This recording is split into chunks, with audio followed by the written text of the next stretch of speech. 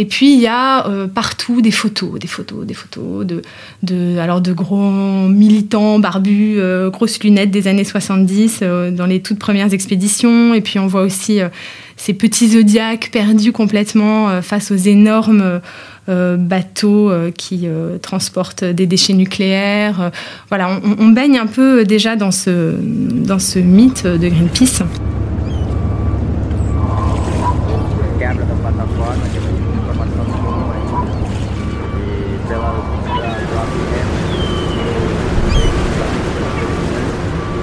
En 2018, l'ONG Greenpeace a mené une expédition scientifique au large du Brésil et de la Guyane, à bord de l'Esperanza, l'un de ses 3 bateaux. L'objectif de la mission ? En savoir plus sur le récif corallien de l'Amazone, un écosystème immense, alors que l'entreprise pétrolière Total prévoit de forer dans la zone. Marine Lamoureux est journaliste au service France du quotidien La Croix. Elle a embarqué pendant 1 semaine avec l'équipage de cet imposant navire vert et blanc. Dans ce podcast, un journaliste de La Croix raconte les coulisses d'un reportage, d'un article ou d'une photo, ce qui s'est passé avant, comment il l'a vécu et comment l'histoire se poursuit. L'envers du récit, saison 2, épisode 4. Avec Greenpeace, à bord de l'Esperanza. Je m'appelle Marine Lamoureux, je suis journaliste à La Croix depuis 15 ans, où je m'occupe des questions d'environnement. En mai 2018, j'ai embarqué avec l'ONG Greenpeace sur un de ces 3 bateaux, l'Esperanza. C'était une expédition scientifique pour aller documenter un récif corallien qui venait d'être découvert au large de l'Amazone. Un récif corallien assez rare parce que c'est un endroit où on ne s'attend pas à trouver des coraux. C'est un endroit où il y a beaucoup d'eau douce, c'est à l'embouchure d'un grand fleuve, l'Amazone, et où l'eau est trouble, donc on ne s'attend pas à trouver ce genre d'écosystème. Et en 2016, des scientifiques brésiliens publient un document scientifique pour montrer cette existence. Et là, Greenpeace tilte assez vite, parce qu'il se trouve qu'au même endroit, des groupes pétroliers, dont le groupe français Total, a acheté des concessions pour effectuer des forages offshore. Il n'est pas rare que Greenpeace emmène des journalistes à bord, parce que la communication, l'image, en fait, ça fait partie des armes de cette ONG. Mais évidemment, pour un journaliste, de partir avec un des acteurs de l'histoire, ça pose quand même question. Il faut évidemment garder une certaine distance, être au fait des enjeux qui existent par ailleurs, des enjeux économiques, techniques. Donc, c'est pas très simple. Et en même temps, c'est très intéressant de pouvoir être au plus près pendant une expédition comme celle-là, du travail de cette ONG, de partager le quotidien des militants, de voir comment ils font campagne, comment se passe le rapport de force avec des gros acteurs industriels. Et donc, j'ai pas hésité longtemps avant d'accepter de rejoindre le bateau, où je dois dire que d'ailleurs, j'ai bénéficié d'une grande liberté et j'ai vraiment pu travailler très librement, parler à tout le monde. Enfin, c'était très intéressant. Donc en fait, quand je suis partie sur l'Esperanza, je ne connaissais pas très bien Greenpeace, pour la simple raison que pendant une dizaine d'années à La Croix, j'ai suivi les questions de famille et de bioéthique. Donc je m'occupais de la rubrique environnement depuis à peu près un an et demi. J'avais pas eu l'occasion vraiment d'être au plus près de cette ONG. Et du coup, ce qui a été très intéressant, c'est que j'ai à la fois évidemment partagé leur quotidien pendant quelques jours, mais finalement aussi, j'ai traversé un peu l'histoire de cette association et derrière elle, tout le mythe qu'elle a construit autour de ces expéditions maritimes et puis plus largement de ces grands combats contre le nucléaire, pour la protection de l'environnement plus largement. Il faut imaginer qu'on arrive sur un bateau de 72 mètres et tout de suite, on voit cette grosse baleine bleue qui est peinte en haut du bateau, donc, qui rappelle l'histoire en fait, parce que c'est un bateau qui avait été acheté pour suivre les baleiniers japonais en Antarctique. Alors c'est pas du tout un voilier, hein, c'est un bateau, c'est un bon gros bateau racheté à la marine russe qui servait pour la lutte contre les incendies en mer. Donc c'est une coque très solide, c'est un bateau qui fonctionne au fioul. Du coup, c'est pas forcément l'image qu'on peut avoir du Rainbow Warrior, d'un voilier. Voilà, on est sur ce type de bateau. Et quand on monte, donc il y a cette baleine déjà, ça donne un peu évidemment le thon. Et puis il y a partout des photos de gros militants barbus, grosses lunettes des années 70 dans les toutes premières expéditions. Et puis on voit aussi ces petits zodiacs perdus complètement face aux énormes bateaux qui transportent des déchets nucléaires.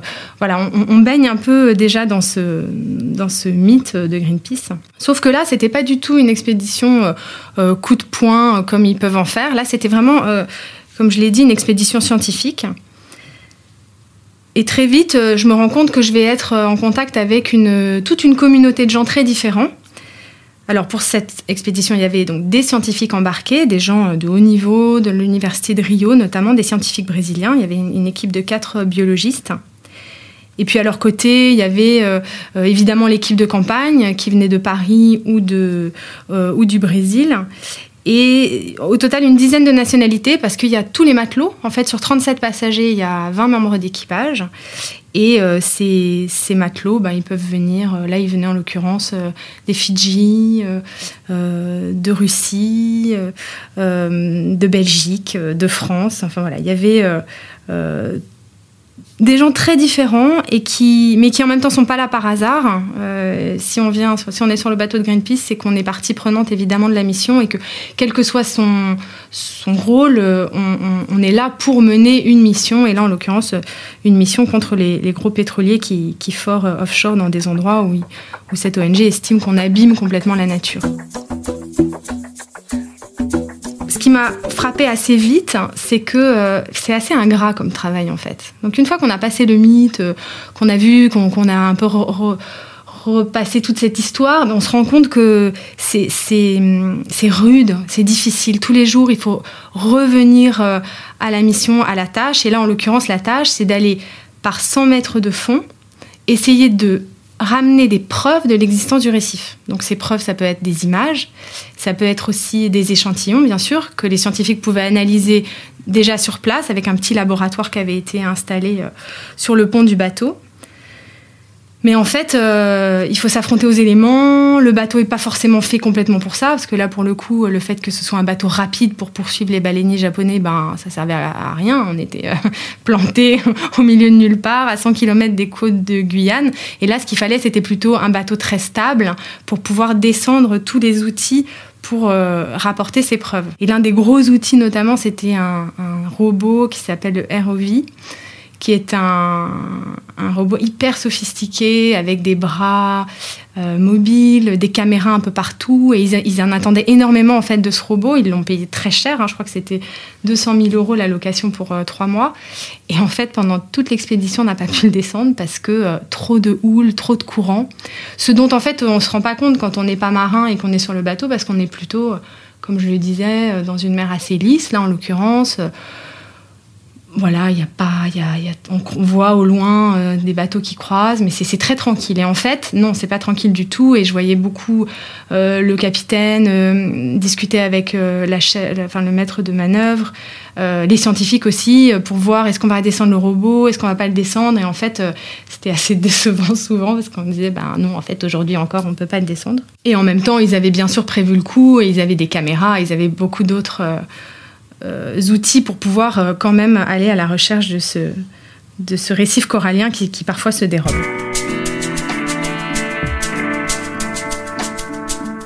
Ce qui est intéressant aussi, c'est que du coup, pour que ça marche, c'est très discipliné en fait. Il ne faut pas du tout penser que le bateau de Greenpeace, on est chez les babacools, tout va bien. Enfin, évidemment, il y a un esprit où on rigole beaucoup, mais en fait, vraiment, le temps est dédié à la réussite de la mission, une mission qui coûte cher, qui est payée par les adhérents, pour laquelle on n'a pas beaucoup de temps. Donc, c'est millimétré, chacun sait ce qu'il a à faire, et la journée est très scandée en horaire. Donc, le matin, on entend toc, toc, toc, toc à la porte. Il y a quelqu'un qui est chargé de faire le tour vers 6h30 pour réveiller tout le monde, journalistes compris. Donc là, on se prépare, on prend vite son petit déjeuner, et à 8h précise, tout le monde est armé d'un balai brosse et on va nettoyer de fond en comble le bateau. C'est un bateau qui est tout le temps rutilant. Il est un peu vieux, mais il est quand même tout le temps rutilant parce que ça fait partie de la mission que tout le monde mette la main à la pâte et nettoie, balaye, passe la serpillière, nettoie les toilettes. Et en fait, on comprend assez vite que c'est très bien vu de participer et que les matelots, qui ont beaucoup de tâches ingrates par ailleurs, apprécient que chacun participe, y compris le capitaine, y compris l'équipe de campagne, y compris les journalistes qui sont embarqués. Donc, me voilà avec mon balai brosse et assez contente en fait de faire partie de l'équipe parce que du coup, on se sent aussi dans un bateau, c'est quand même pas mal de se sentir au milieu de cette communauté, même si on garde son rôle et sa distance, on essaye en tout cas. Les repas sont pris à heure fixe, à midi et à 18h, et c'est vraiment important de ne pas être en retard. C'est une question de respect pour le cuisinier.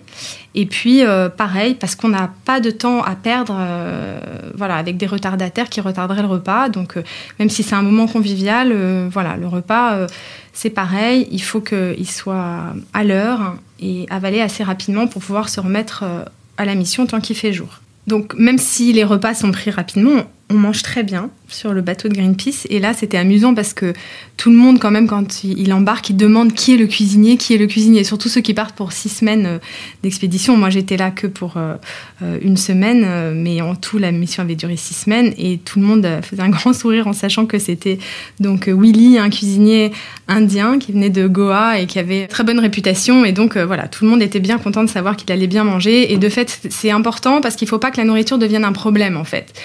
Il ne faut pas que les gens soient malades, il ne faut pas que les gens se plaignent, il y a l'impression qu'ils n'aient pas assez mangé, trop mangé. Donc finalement, on ne s'en rend pas compte, mais à la fin de l'expédition, je me suis dit que ça avait été un élément important aussi pour la cohésion de l'équipe, pour le fait que les gens se sentent bien.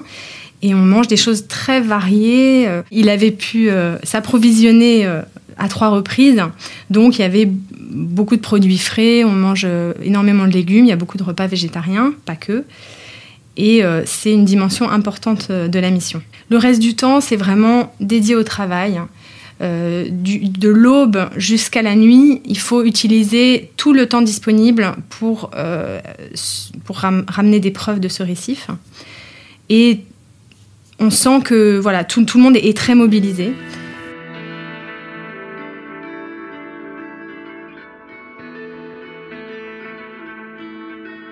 Ce qui m'a évidemment intéressée comme journaliste, c'était de mieux connaître toutes ces personnes, toute cette petite communauté qui fait son travail sur ce bateau. Et en particulier, j'étais très frappée par ce qu'on appelle les deck hands, qui sont en fait ces matelots qui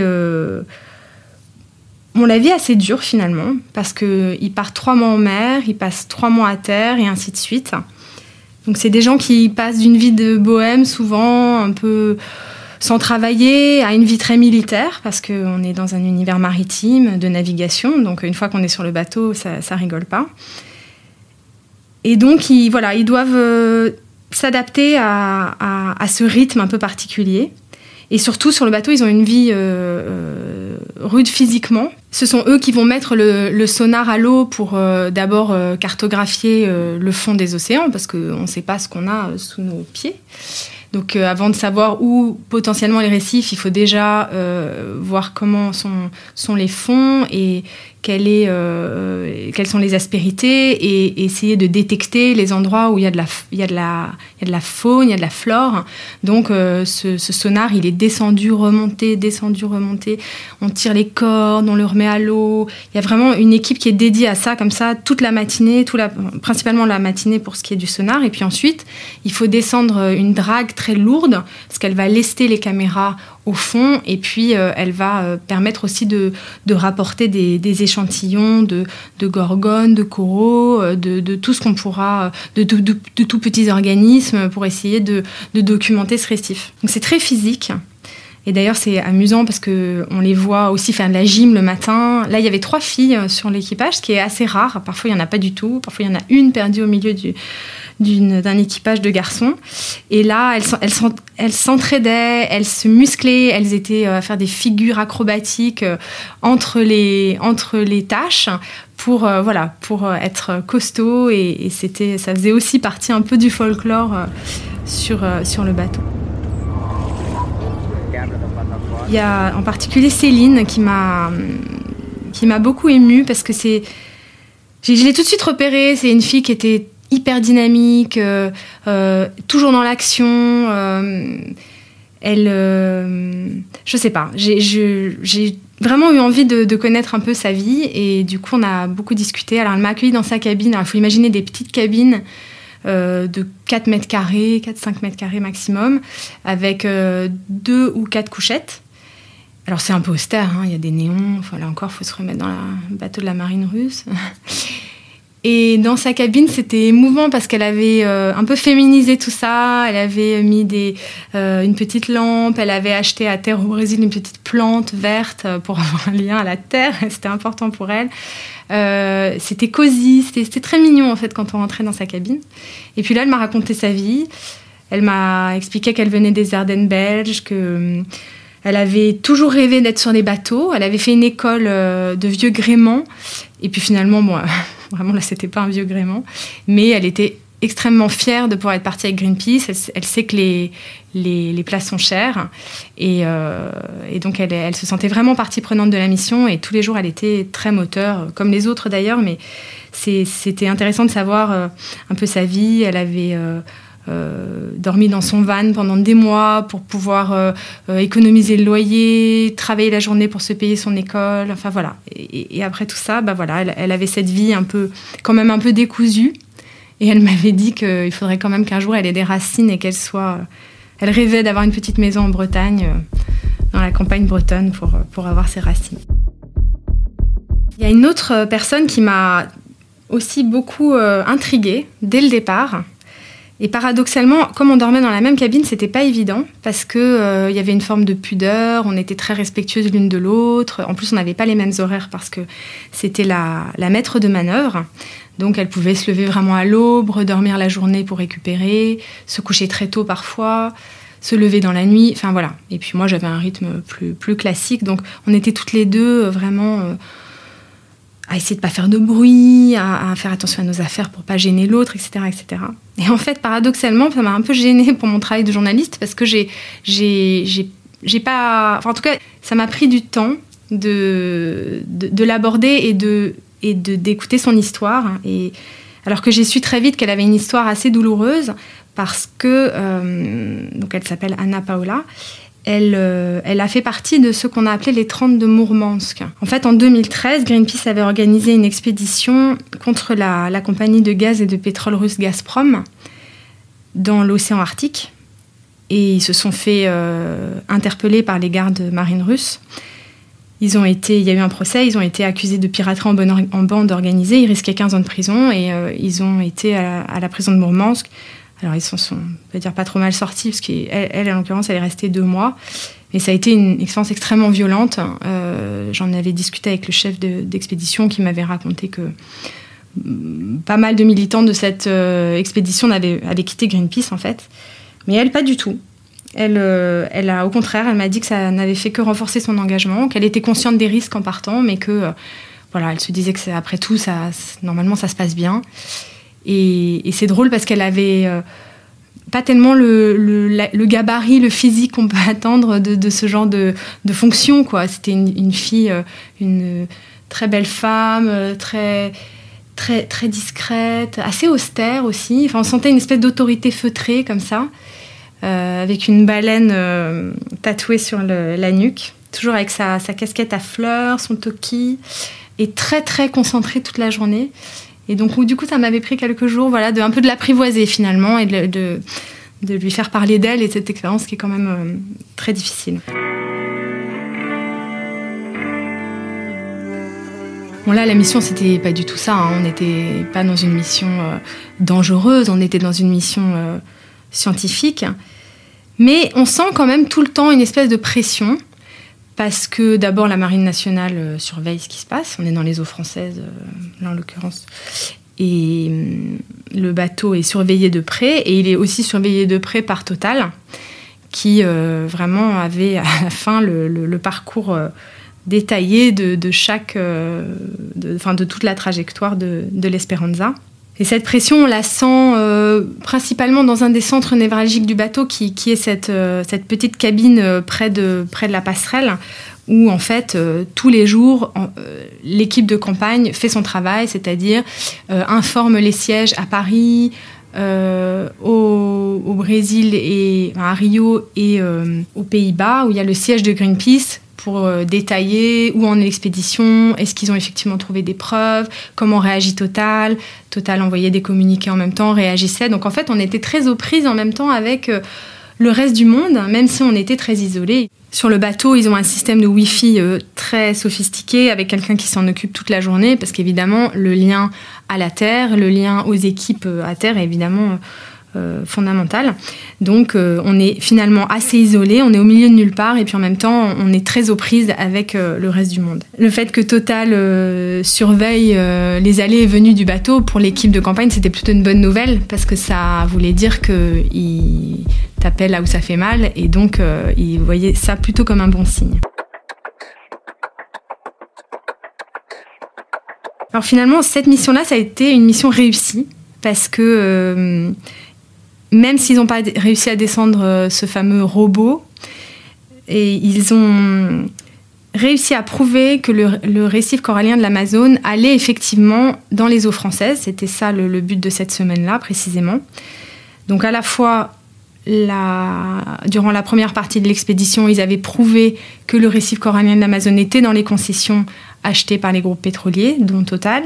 Et pendant cette semaine, ils ont prouvé que ce récif se poursuivait dans les eaux françaises, ce qui n'est pas anodin, puisque Total bénéficie d'un permis d'exploration qui s'appelle d'une concession Guyane Maritime, qui lui permet de faire des forages d'exploration. Donc le fait de dire qu'il y a un écosystème qu'on risque d'abîmer dans les eaux françaises, c'était fondamental pour continuer à mener campagne.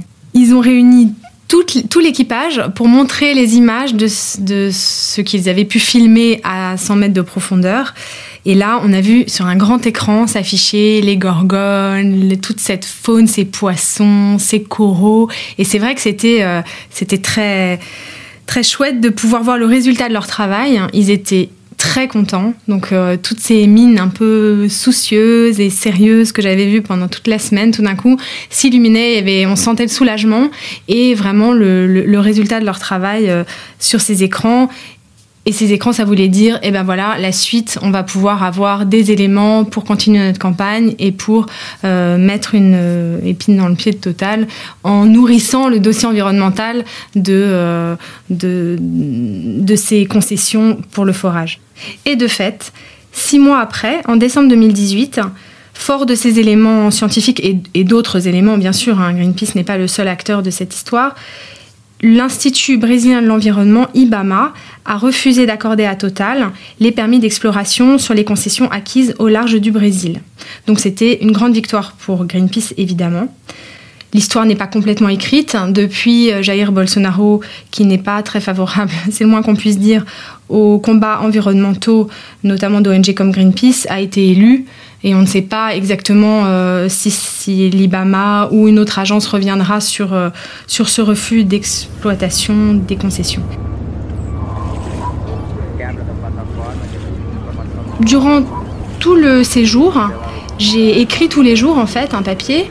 Je racontais vraiment un peu à la manière d'un journal de bord ce qui se passait, ce qui était frappant, les réussites, les échecs, surtout la vie quotidienne aussi au sein de l'Esperanza. Et puis, à la fin de l'expédition, quand on a eu les résultats, j'ai pu publier un grand article, cette fois dans le journal papier. Le journal de bord, c'était pour le site internet, réexpliquant les enjeux, la découverte qui avait été faite, et puis évidemment remettant beaucoup d'éléments de tout ce que j'avais pu glaner durant ce séjour en tout d'une dizaine de jours. Donc ça avait donné un grand dossier publié dans notre numéro du week-end, avec un portrait de Céline, voilà, et d'autres angles un peu sur les éléments qui m'avaient paru les plus importants de cette expédition. Au final, moi, ça a pas mal transformé l'image que j'avais de l'extérieur, donc de Greenpeace, que je connaissais assez mal, mais cette image d'une ONG un peu de tête brûlée, de baroudeur, sans concession. Même si on n'est pas forcément d'accord avec les méthodes qu'emploie cette ONG, il y a beaucoup de différentes manières d'agir finalement dans le milieu associatif environnemental. Il y en a qui sont vraiment sans concession vis-à-vis de certaines entreprises, d'autres au contraire qui travaillent avec elles. Mais finalement, je trouve que cette image des têtes brûlées, elle est très erronée.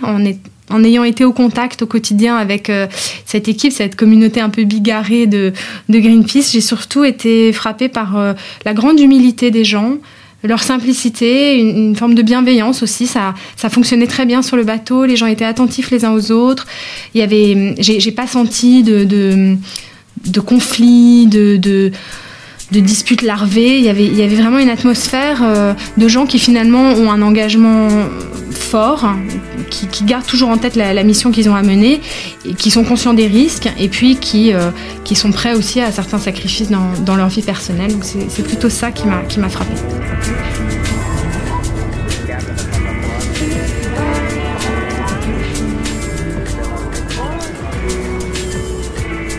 Le reportage complet de Marine Lamoureux à bord de l'Espéranza est à retrouver sur le site et l'appli La Croix. Le lien est dans le texte de description qui accompagne ce podcast. L'envers du récit est une série originale du quotidien La Croix. Chaque mercredi, un nouvel épisode est à écouter sur toutes les plateformes de podcast. En tant qu'abonné La Croix, vous pouvez écouter dès maintenant et sans attendre tous les épisodes de la saison 2 sur l'application et le site La Croix. Vous retrouverez aussi ceux de la saison 1.